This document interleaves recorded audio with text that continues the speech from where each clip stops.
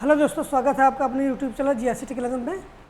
आज हम आपके लिए वीडियो री एग्ज़ाम 2018 का जो प्रस्तावित हुआ है 26 और 27 जून को, उस एग्ज़ाम को मद्देनज़र देखते हुए आपके लिए क्वेश्चन की श्रृंखला प्रस्तुत कर रहा हूं, जो उम्मीद करता हूं काफ़ी पसंद आएगी और आपके एग्ज़ाम की दृष्टि से महत्वपूर्ण है।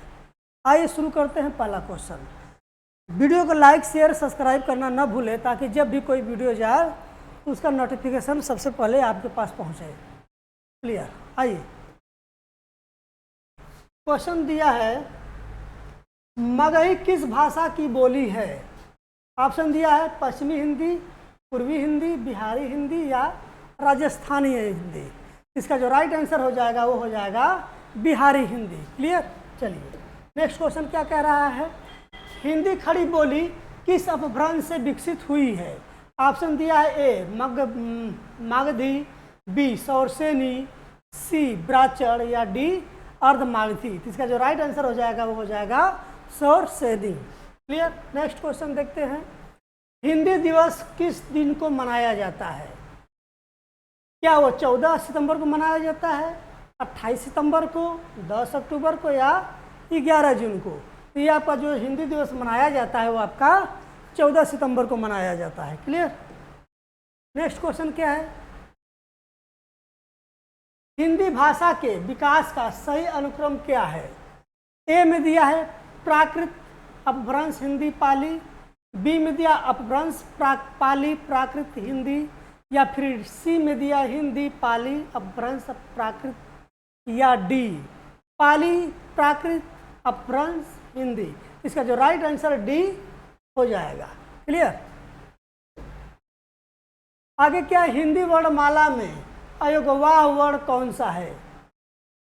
ई उ अंग अ या अ आ?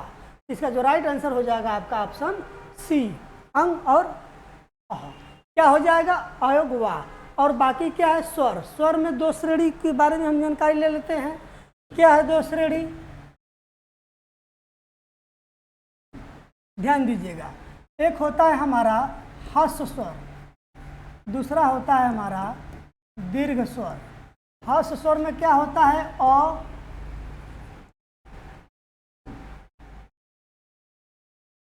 ई, उ और री। क्लियर। दीर्घ स्वर में क्या होता है हमारा? आ होता है, बड़ी ई होता है, बड़ा ऊ होता है, ए, ऐ, ओ और औ। ये हमारा क्या होता है? दीर्घ स्वर। एक और होता है प्लूत स्वर। प्लूत स्वर ये क्या होता है? ये हमारा प्लूत स्वर होता है। क्लियर। चलिए नेक्स्ट देखते हैं, क्या है, निम्न में से कंठ ध्वनियाँ कौन सी है? य, र, च, ज, ट, ड़ या क, ख? तो ये जो राइट आंसर हमारा हो जाएगा डी। ये हमारा क्या है? कंठ ध्वनि। और थोड़ा सा जान लेते हैं, ये हमारा क्या है? अंतस्थ ध्वनि। क्या है? अंतस्थ ध्वनि। क्लियर। ये हमारा क्या है? तालव्य है, तालव्य। क्लियर। ये हमारा क्या है? ट, मूर्धन्य, मूर्धन्य है। क्लियर।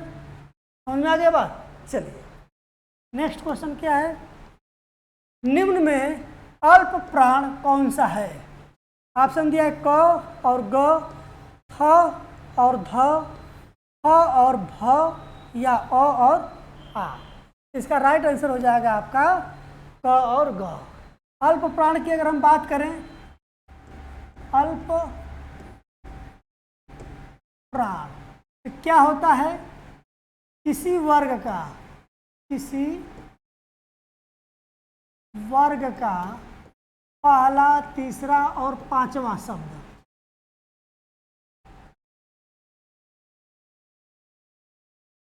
पांचवा शब्द क्या होता है हमारा? अल्प प्राण। जैसे अगर हम क, ख, ग, घ, अंग लिख रहे हैं। क्लियर। तो वर्ग का पहला, तीसरा और पांचवा हमारा क्या हो जाएगा? अल्प प्राण और दूसरा और चौथा हो जाएगा हमारा महाप्राण। क्लियर हो गया इतनी बात? चलिए नेक्स्ट क्वेश्चन क्या कह रहा है, ए और ऐ वर्ड क्या कहलाते हैं? ए दिया है मूर्धन्य, बी दिया है ओष्ठ, सी दिया है कंठ तालव्य या डी दिया है नासिक्य। तो हमारा जो राइट आंसर हो जाएगा कंठ तालव्य। क्लियर? चलिए नेक्स्ट क्वेश्चन क्या है, ज्ञ वर्ड किन वर्णों के संयोग से बना है? ऑप्शन दिया ज और ध, बी में दिया ज धन य, फिर सी में दिया ज धन य, या फिर डी में दिया है ज धन य। इसका जो राइट आंसर हो जाएगा वो आपका डी। ये क्या होता है, इसको हम संयुक्त स्वर व्यंजन बोलते हैं। क्या बोलते हैं? संयुक्त व्यंजन। संयुक्त व्यंजन में और कौन कौन से होते हैं? जैसे छ हो गया, त्र हो गया और ज्ञ हो गया। छ किससे बनता है? क धन स से बनता है, त धन र से त्र बनता है, ज धन य से हमारा ये ज्ञ बनता है। क्लियर? पूछा क्या है? ज्ञ के बारे में। तो ज धन य ये हमारा क्या होता है? तीनों संयुक्त स्वर होता है। क्लियर? नेक्स्ट क्वेश्चन क्या है, भाषा निर्माण की इकाइयों का सही अनुक्रम क्या है? उसके लिए ऑप्शन दिया है पद, वाक्य, ध्वनि या शब्द, बी में दिया है शब्द, वाक्य, ध्वनि और पद, सी में दिया है शब्द, ध्वनि, वाक्य और पद, या फिर डी में दिया है ध्वनि, शब्द, पद और वाक्य। इसका जो राइट आंसर हो जाएगा आपका डी।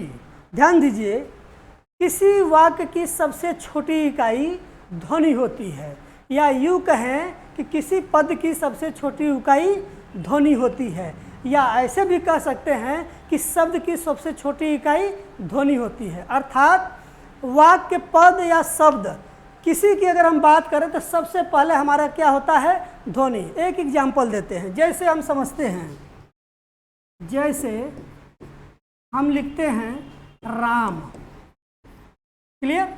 अब राम में कौन कौन सी ध्वनि है तो ध्यान दीजिएगा, र धन आ, म धन अ।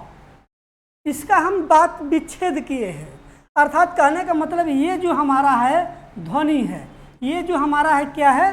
ध्वनि है।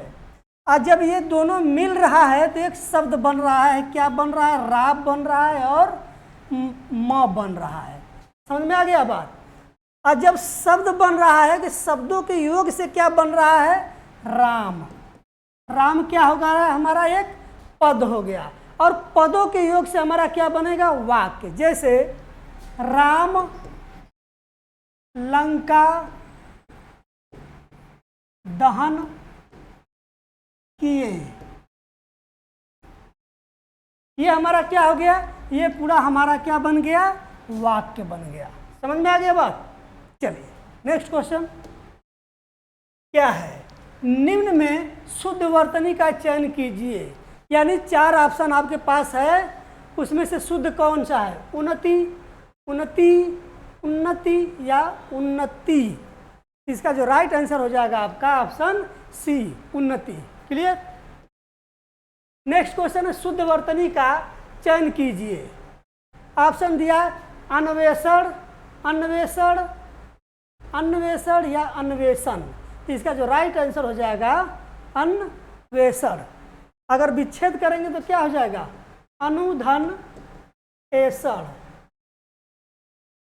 मिलकर क्या बन जाएगा? अनुवेषण। क्लियर? नेक्स्ट क्वेश्चन क्या है, 2 वर्णों के मेल से होने वाले विकार को कहते हैं समास, उपसर्ग, प्रत्यय या संधि। तो इसका जो राइट आंसर हो जाएगा आपका संधि। उपप्रत्यय क्या है कि शब्द के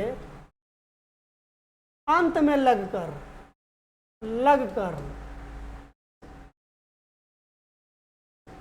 एक नया शब्द निर्माण करना, नया शब्द निर्माण करना। और उपसर्ग क्या है कि शब्द के प्रारंभ में में लगना, लगकर एक शब्द का निर्माण करना, शब्द का निर्माण करना। क्लियर है? चलिए नेक्स्ट क्वेश्चन क्या है? दयानंद में प्रयुक्त संधि का नाम है, क्या वह दीर्घ संधि है, व्यंजन संधि है, यड़ संधि है या गुण संधि है? बताइए कौन सा आंसर हो जाएगा इसका? तो दयानंद में हमारा दीर्घ संधि हो जाएगी। कैसे हो जाएगी? यहां पर इसको तोड़ेंगे तो दया धन आनंद आएगा, यानी कि यहां से निकालेंगे तो आ और ये हमारा आ, दोनों के योग से क्या बनता है? हमारा आ। जब स्वर एक स्वर का दूसरे स्वर से सेम स्वर में जब मेल होता है तो वो हमारा दीर्घ स्वर संधि के अंतर्गत आता है। क्लियर? चलिए इनमें कौन स्वर संधि का उदाहरण है? ऑप्शन दिया नमस्कार, मनोहर, पवन या संयोग। तो राइट आंसर क्या हो जाएगा? सी, पवन। विच्छेद करेंगे तो क्या हो जाएगा? पो धन अन्न मिलाकर क्या बन जाएगा आपका? पवन। क्लियर? नेक्स्ट क्या है? निम्न शब्दों में किसमें विसर्ग संधि है? ऑप्शन दिया है दुर्गम, राजेंद्र, उज्ज्वल या निश्चल। किसमें है आपका विसर्ग संधि? तो इसका जो राइट आंसर हो जाएगा आपका डी, निश्चल। क्या हो जाएगा? नि धन छल मिलाकर क्या बन जाएगा हमारा? निश्चल। क्लियर? नेक्स्ट क्वेश्चन क्या है? प्रख्यात में प्रयुक्त उपसर्ग है। ऑप्शन त, प्रख, आत या प्र। इसका जो राइट आंसर हो जाएगा आपका प्र। कैसे जुड़ा है? ख्यात, ख्यात में जुड़ गया है पहले प्र और बनकर क्या हो गया है? मिलकर के प्रख्यात। क्लियर? नेक्स्ट क्वेश्चन क्या है? गमन शब्द को विपरार्थक बनाने के लिए आप किस उपसर्ग का प्रयोग करेंगे? क्या? ऑप्शन दिया है आ, बी में दिया है प्रति, सी में दिया है अनु और डी में दिया है उ। तो जो गमन का विपरीतार्थक बनेगा वो आ से बनेगा। क्या हो जाएगा? अगर यहाँ पर दिया है गमन में आ जुड़ेगा तो क्या हो जाएगा? आगमन। और गमन का अर्थ होता है जाना, गमन का मतलब होता है जाना और आगमन का मतलब होता है आना। ये दोनों एक दूसरे के क्या हो गए? विपरीतार्थक हो गए। अगर यदि इसी में जोड़ दे प्रति तो क्या हो जाएगा? प्रति गमन हो जाएगा। ठीक? अगर अ जोड़ दे तो क्या हो जाएगा? अनुगमन। क्या हो जाएगा? अनुगमन, अनुगमन। ये क्या हो जाएगा? तो ये हो जाएगा उपगमन। क्लियर? चलिए नेक्स्ट। अनुज शब्द को स्त्रीवाचक बनाने के लिए किस प्रत्यय का प्रयोग करेंगे? उसके लिए ऑप्शन दिया है ई, बी में आ या फिर सी में ई या फिर डी में इक। तो इसमें क्या प्रत्यय जुड़ेगा? आ। क्या हो जाएगा हमारा जुड़ करके? अनुजा। क्लियर? अनुज का स्त्रीवाचक अनुजा। नेक्स्ट क्वेश्चन क्या है? कौन सा उपसर्ग आचार शब्द से पूर्व लगने पर उसका अर्थ जुल्म हो जाता है? तो क्या जुड़ेंगे? ऑप्शन में दिया है ए अति, बी में दिया है नीर, सी में दिया है अन या डी में दिया है दूर। तो इसका जो राइट आंसर हो जाएगा अति। अति जुड़कर क्या बन जाएगा? आचार में जुड़कर बन जाएगा आपका अत्याचार। अत्याचार का मतलब होता है जुल्म। क्लियर? चलिए नेक्स्ट क्वेश्चन क्या है? निम्न में कौन सा पद अव्ययी भाव समास है? ऑप्शन दिया है आचार कुशल, बी में दिया है प्रतिदिन, सी में दिया है कुमारी या फिर डी में दिया है गृहागत। इसका जो राइट आंसर हो जाएगा आपका बी, प्रतिदिन। जिस पद में प्रति, प्र, यथा,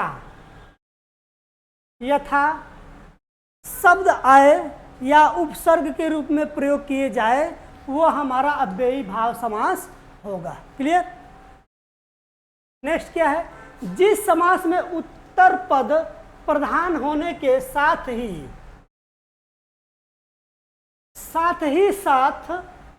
उत्तर पद में विशेषण विशेष का संबंध भी होता है, कौन सा समास कहलाता है? क्या वो द्वंद्व समास कहलाता है, तत्पुरुष समास कहलाता है, कर्मधारय या बहुब्रीहि? इसका जो राइट आंसर हो जाएगा वो आपका कर्मधारय समास। क्लियर।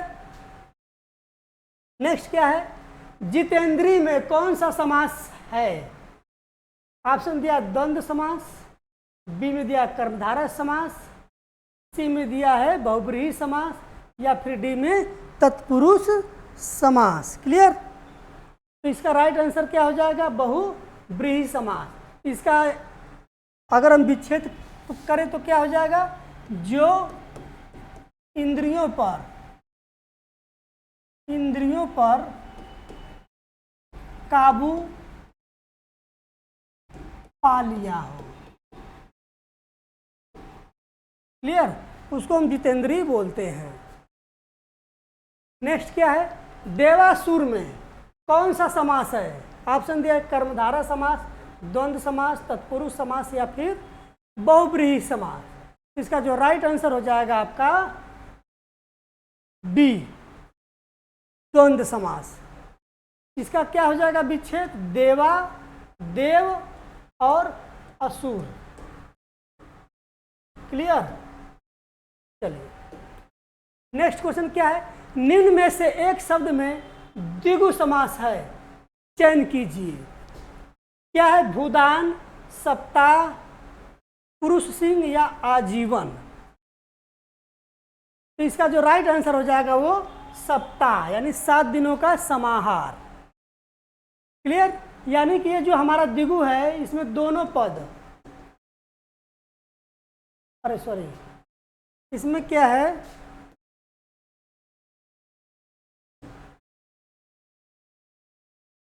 जिस पद में संख्यावाचक संख्या का बोध हो, संख्या का बोध हो वो हमारा द्विगु समास हो, और जिस पद में दोनों पद प्रधान हो वो हमारा द्वंद्व समास कहलाता है। क्लियर। चलिए नेक्स्ट क्वेश्चन क्या है, इनमें से द्वंद्व समास का उदाहरण है नेत्रहीन, रुपया पैसा, पीताम्बर या चौराहा। इसका जो राइट आंसर हो जाएगा रुपया पैसा। क्लियर। पीताम्बर में बहुब्रीहि समास हो जाएगा, चौराहा में द्विगु समास हो जाएगा, और इसमें क्या हो जाएगा? नेत्र से हीन यानी तत्पुरुष समास। क्लियर। चलिए अव्ययी भाव समास का एक उदाहरण यथाशक्ति का सही विग्रह क्या होगा? यानी यथाशक्ति का सही विग्रह क्या होगा? ऑप्शन में दिया है जितनी शक्ति, बी में दिया है यथा जो शक्ति, सी में दिया जैसी शक्ति, या डी में दिया शक्ति के अनुसार। तो इसका जो सही विग्रह हो जाएगा ऑप्शन डी, शक्ति के अनुसार। क्लियर। चलिए नेक्स्ट क्वेश्चन क्या है, गगनचुंबी में कौन सा समास है? अव्ययी भाव समास, तत्पुरुष समास, कर्मधारय समास या फिर बहुब्रीहि समास। इसका जो राइट आंसर हो जाएगा वो हो जाएगा तत्पुरुष समास। इसका अर्थ विग्रह की बात करें तो गगन को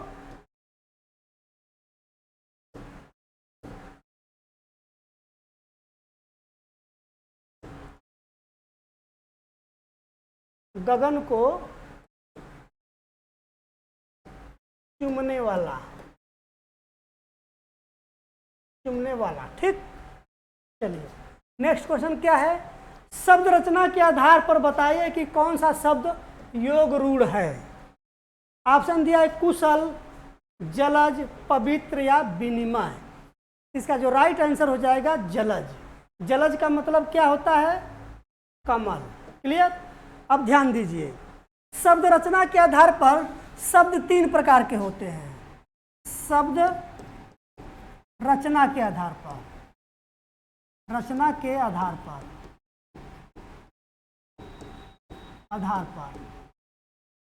3 प्रकार के। पहला कौन सा हो जाएगा?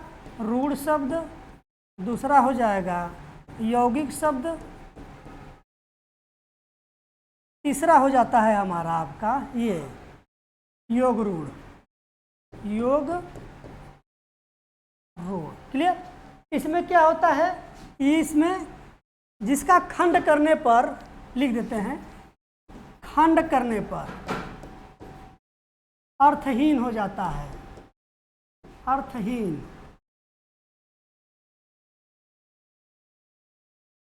क्या हो जाता है? अर्थहीन हो जाता है। इसमें क्या होता है?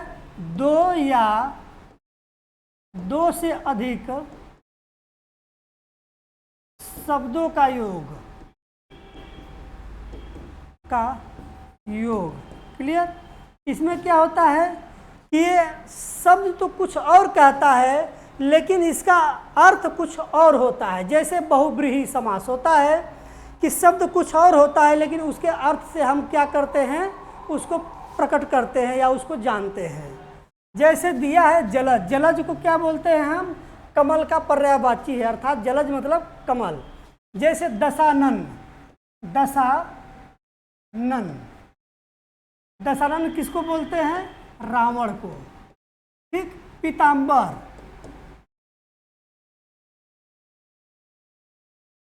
पीताम्बर यानी जो पीला वस्त्र धारण करता है, अर्थात भगवान श्री कृष्ण को। क्लियर? तो राइट आंसर क्या हो जाएगा? जलज। नेक्स्ट क्वेश्चन क्या है? निम्न में रूढ़ शब्द कौन सा है? दिया है ऑप्शन वैभव, पंकज, मलयज या जलज। कौन सा इसका राइट आंसर हो जाएगा? इसका जो राइट आंसर हो जाएगा वो वैभव, क्योंकि अगर इसका खंड करेंगे तो कोई अर्थ नहीं निकलेगा। जैसे खंड करें वैभव,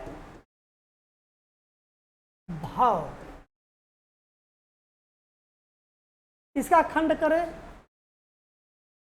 क्या हो जाएगा? पंक धन ज। इसका खंड करेंगे तो मल धन यज। इसका खंड करेंगे तो ज, ये तो खंड नहीं होगा, है ना? ये तो खंड नहीं होगा। क्लियर? तो इसका जो राइट आंसर हो जाएगा आपका वैभव, यानी अर्थात ऑप्शन ए। परीक्षा शब्द में परीक्षा शब्द निम्न वर्गों में से किसका वह किस वर्ग में आता है? परीक्षा शब्द किस वर्ग में आता है? क्या वह तद्भव में आता है, विदेशज में आता है, तत्सम में आता है या देशज में आता है? किस में आएगा? तो आएगा आपका परीक्षा तत्सम शब्द है। ठीक है, चलिए नेक्स्ट क्वेश्चन क्या है? बुढ़ापा भी एक प्रकार का अभिशाप है। बुढ़ापा भी एक प्रकार का अभिशाप है। इस वाक्य में संज्ञा बताइए। कौन सी संज्ञा है? क्या भाववाचक संज्ञा है, व्यक्तिवाचक संज्ञा है, जातिवाचक संज्ञा या इनमें से कोई नहीं? क्या हो जाएगा इसका राइट आंसर?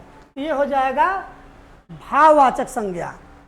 जब किसी गुण दशा के बारे में बताए तो वो भाववाचक संज्ञा आता है। बुढ़ापा, बुढ़ापा क्या है? हमारा एक दशा है, यानी कि उसकी विशेषता क्या है कि वो बूढ़ा हो गया है। क्लियर?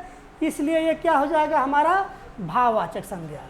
मिठास, इच्छा, ये सब हमारा क्या होता है?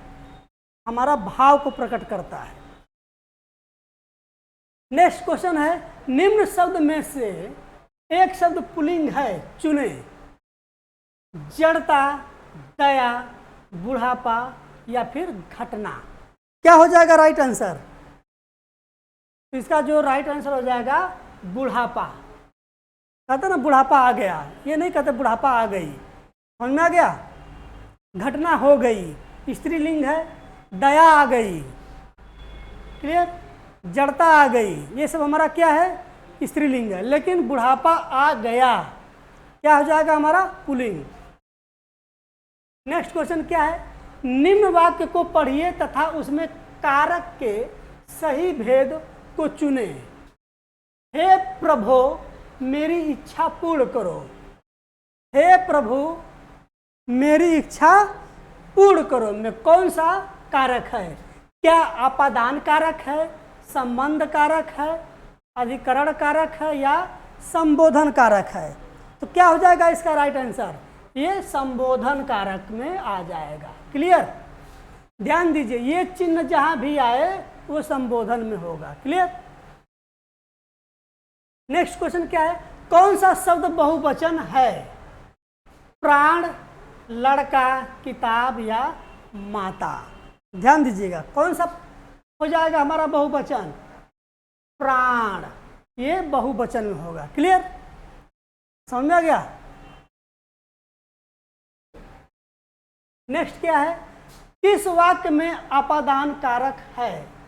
किस वाक्य में अपादान कारक है? ऑप्शन दिया है, मोहन से फल अब सहा नहीं जा रहा है, मोहन से अब सहा नहीं जाता। बी में दिया, हिमालय से गंगा निकलती है, चाकू से फल काटो, राम ने रावण को तीर से मारा। क्या हो जाएगा?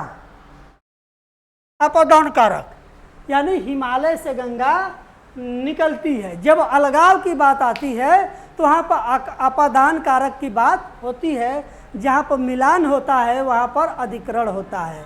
में पर आए, कर्ता ने कर्म पर, अपादान से, इस प्रकार के 8 प्रकार के कारक होते हैं। क्लियर?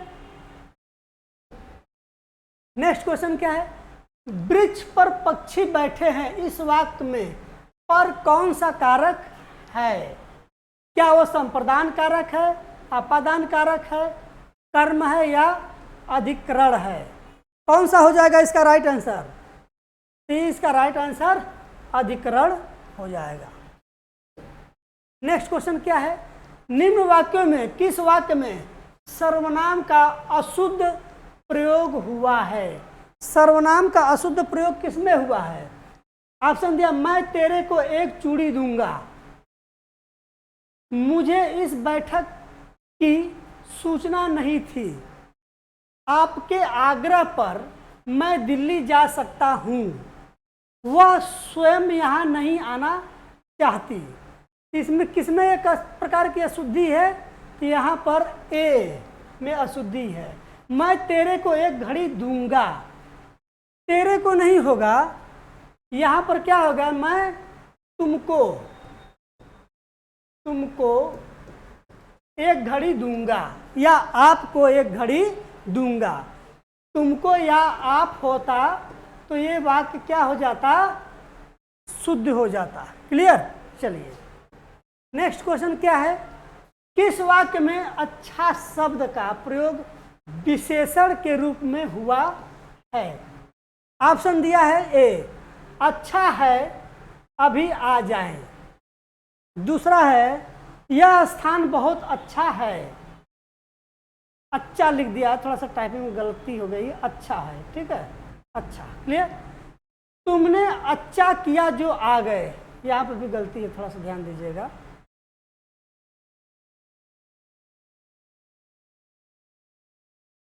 क्या हो जाएगा यहाँ पे?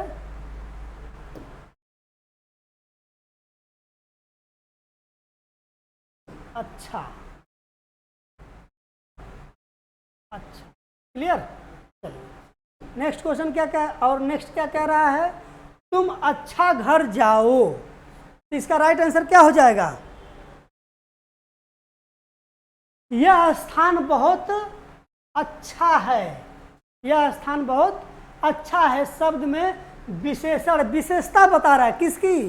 स्थान की विशेषता बता रहा है कि यह स्थान बहुत अच्छा है, इसलिए ये आपका ऑप्शन भी सही हो जाएगा। मैं खाना खा चुका हूं, इस वाक्य में भूतकालिक भेद इंगित कीजिए। क्या यह आसन भूत है, संदिग्ध भूत है या सामान्य भूत है या पूर्ण भूत है? इसका जो राइट आंसर हो जाएगा डी, वो खाना खा चुका है, यानी जो क्रिया है वो क्रिया कंप्लीट हो चुकी है। इसलिए ये हमारा पूर्ण भूतकाल में आएगा। क्लियर। नेक्स्ट क्या है? चिड़िया आकाश में उड़ रही है। इस वाक्य में उड़ रही क्रिया किस प्रकार की है? असमापिका, अकर्मक, सकर्मक या फिर अकर्मक या समापिका? तो क्या हो जाएगा इसका राइट आंसर? इसका राइट हो जाएगा आंसर अकर्मक क्रिया। क्लियर। यानी जिसमें कोई कर्म न हो वह अकर्मक क्रिया होती है, जिसमें कर्म विद्वान हो वो सकर्मक क्रिया होती है। क्लियर। नेक्स्ट क्वेश्चन क्या है? निम्न में विकारी शब्द कौन से हैं? ऑप्शन दिया क्रिया विशेषण, संबंध बोधक, विस्मयादि बोधक, तत्सम तद्भव, देशज विदेशज या संज्ञा सर्वनाम विशेषण क्रिया या इनमें से कोई नहीं। इसका राइट आंसर क्या हो जाएगा? ऑप्शन बी, संज्ञा सर्वनाम विशेषण क्रिया हमारा क्या हो जाएगा?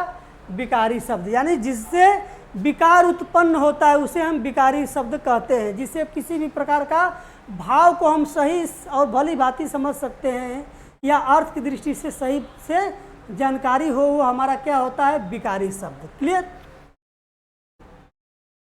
नेक्स्ट क्वेश्चन क्या है? मीरा ने आधा लीटर दूध पी लिया। रेखांकित पे विशेषण बताइए। रेखांकित का मतलब लीटर की बात कर रहा है। इसमें कौन सा विशेषण है? क्या यह संख्यावाचक विशेषण है, परिमाणवाचक विशेषण है, सार्वनामिक विशेषण है या गुणवाचक विशेषण है? तो ये हमारा हो जाएगा परिमाणवाचक विशेषण। जब नापने तौलने की बात आती है तो वहाँ पर हमारा परिमाणवाचक विशेषण का प्रयोग किया जाता है या परिमाणवाचक संज्ञा का प्रयोग हम करते हैं या संज्ञा कहलाती है। क्लियर। चलिए नेक्स्ट क्वेश्चन क्या है? तितली उपन्यास के लेखक कौन हैं? ऑप्शन दिया मोहन राकेश, जयशंकर प्रसाद, अज्ञेय या प्रेमचंद। इसका जो राइट आंसर हो जाएगा वो हो जाएगा ऑप्शन बी, जयशंकर प्रसाद। इनकी और कौन सी रचना है? आंसू, झरना, है ना, और आंसू, झरना और भी चीजें बहुत सी इनकी रचनाएं हैं। फिलहाल में दो हम आपको बता दे रहे हैं। क्लियर। नेक्स्ट क्वेश्चन क्या है? इनमें से चोर का पर्यायवाची कौन है? ऑप्शन दिया है मोशक, शशि, बेसर या धनद। यानी चोर, चोर का पर्यायवाची कौन सा हो जाएगा? मोशक। क्या हो जाएगा? चोर का पर्यायवाची। क्लियर। नेक्स्ट, कान कतरना मुहावरे का अर्थ है बहुत तेज दौड़ना, बहुत चालाक होना, सोच विचार में पड़ना या बहुत आदर करना। इसका राइट आंसर क्या हो जाएगा बताइए?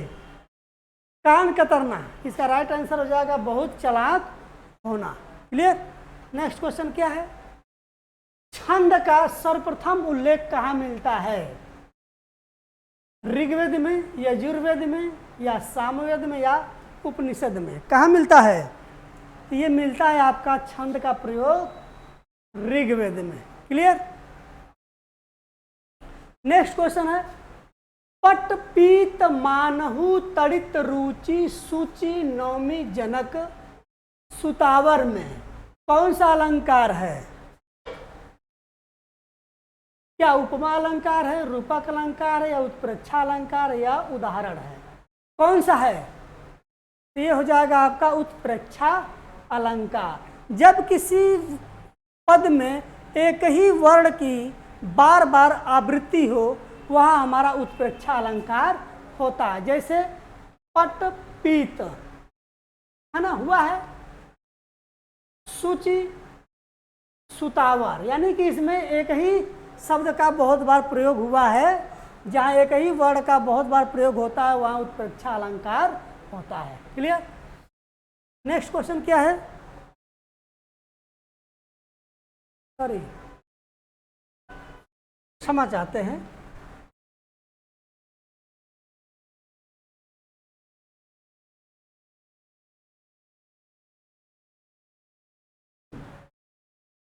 ये उपमा अलंकार हो जाएगा। क्या हो जाएगा? उपमा अलंकार हो जाएगा, क्योंकि यहाँ पे उपमेय में उपमान की बात कर रहा है। पट पीत मानहु तड़ित, तड़ित मतलब बिजली होता है, पट मतलब क्या होता है, वस्त्र होता है, तड़ित मतलब पीठ, पट पट मतलब शरीर होता है, पित्त मतलब क्या होता है, वस्त्र होता है, और तड़ित मतलब बिजली, यानी कि जो वस्त्र शरीर पे जो वस्त्र है वो तड़ित बिजली की तरह क्या है, एक रुचिकर है। समझ में आ रहा है, जैसे लग रहा है कि किसी स्वयंवर के रूप में सुताया हुआ है।